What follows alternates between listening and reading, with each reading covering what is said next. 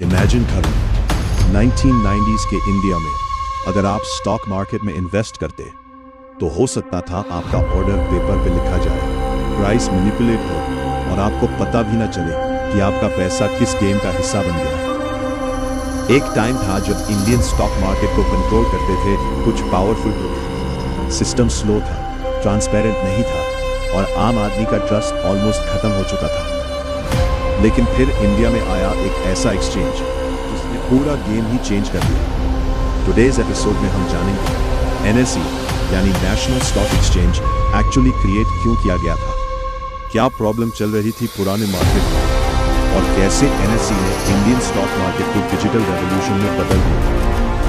Video के and तक आप समझ जाओगे इंडिया का स्टॉक मार्केट अगर आज मॉडर्न और फास्ट है तो उसके पीछे एनएसई का कितना बड़ा रोल। नमस्कार दोस्तों, आप देख रहे हैं मनी मिस्ट्री और आज हम बात करेंगे इंडियन स्टॉक मार्केट के सबसे इंपॉर्टेंट रेवोल्यूशन की।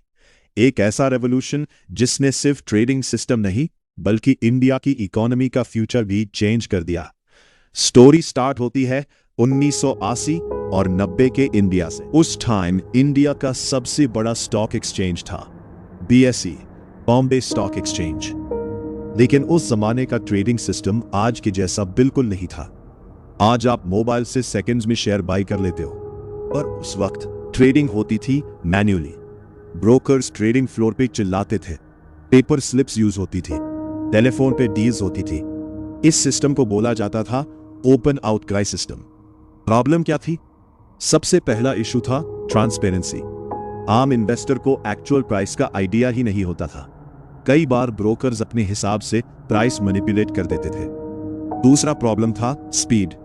आज ऑर्डर मिली सेकेंड्स में एग्जीक्यूट होता है, पर उस वक्त एक ट्रेड सेटल होने में कई दिन लग जाते थे। कई इन्वेस्टर्स को शेयर सर्टिफिकेट फिजिकली घर भेजा जाता था। अगर सर्टिफिकेट खो गया तो पैसा भी ऑलमोस्ट गया। तीसरा और सबसे डेंजरस प्रॉब्लम था करप्शन और मैनिपुलेशन। उस टाइम मार्केट पे कुछ बड़े ब्रोकर्स का बहुत कंट्रोल था। आम आदमी को लगता था स्टॉक मार्केट एक गैम्बलिंग प्लेस है। ट्रस्ट ऑलमोस्ट टूट रहा था। फिर आया 1998, इंडियन स्टॉक मार्केट का सबसे बड़ा earthquake, Harshad Mehta scam.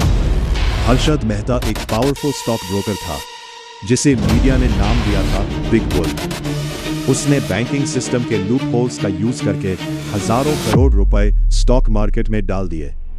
Artificial buying की वजह से स्टॉक प्राइसेस रॉकेट की तरह ऊपर जाने लगे। लोगों को लगा मार्केट कभी नीचे ही नहीं जाएगा, लेकिन रियलिटी कुछ और थी। जब स्कैम एक्सपोज हुआ तो पूरा मार्केट क्रैश कर गया। करोड़ का लॉस, थाउजेंड्स ऑफ इन्वेस्टर्स बर्बाद और सबसे बड़ा डैमेज हुआ पब्लिक ट्रस्ट। गवर्नमेंट को समझ गया अगर इंडियन इकोनॉमी को मॉडर्न बनाना है तो स्टॉक मार्केट को भी कंप्लीटली मॉडर्न बनाना पड़ेगा। 1990s के शुरू में इंडिया इकोनॉमिक रिफॉर्म्स के फेज में एंटर कर रहा था। Liberalisation, globalisation, foreign investment. India दुनिया के सामने अपनी इकोनॉमी ओपन कर रहा था, लेकिन फॉरेन इन्वेस्टर्स एक आउटडेटेड स्टॉक मार्केट में पैसा डालने से डर रहे थे। इंडिया को एक modern, transparent, technology based exchange की जरूरत है। इसी वजह से गवर्नमेंट ऑफ इंडिया और फाइनेंशियल इंस्टीट्यूशंस ने मिलकर एक नए एक्सचेंज का प्लान बनाया। 1992 में एस्टैब्लिश हुआ NSE, national stock exchange. NSE का मेन गोल सिंपल था, इंडियन स्टॉक मार्केट को फेयर बनाना। ना पेपर सिस्टम, ना फ्लोर पे शाउटिंग, सब कुछ इलेक्ट्रॉनिक। अब सवाल है एनएसई इतना रेवोल्यूशनरी क्यों था? सबसे